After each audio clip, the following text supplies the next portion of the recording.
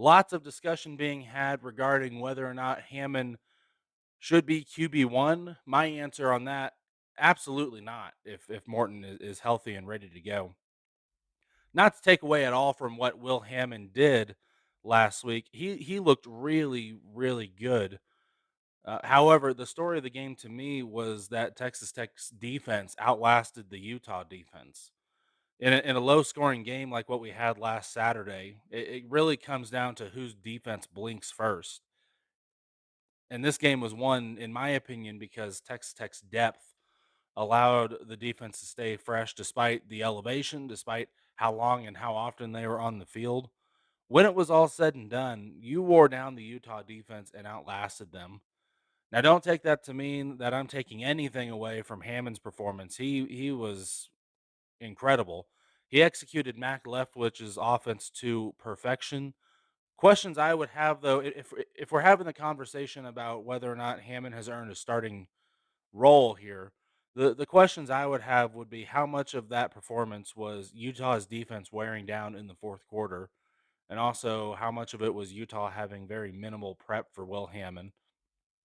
It's a whole different game when teams have time to prep for you. I didn't see anything from Morton as well to suggest that he still isn't QB1. There are some people I saw on social media who are trying to suggest that Baron Morton just didn't play very good. And yes, but the offense as a whole didn't play very good. I think you were rattled by the Utah fans and the crowd. They had a fantastic crowd in Salt Lake City.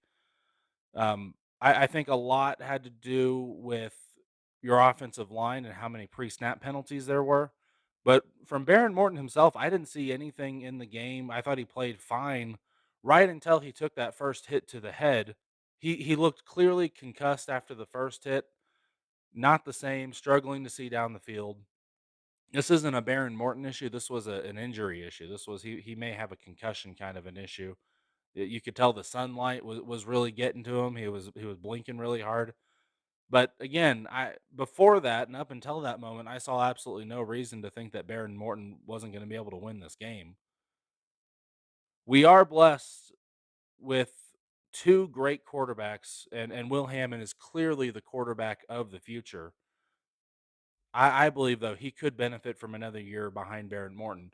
I think Texas Tech more than anything needs to have and deserves to have one quarterback with experience, a veteran quarterback like Baron Morton, play an entire season before we start thinking about putting in the backup.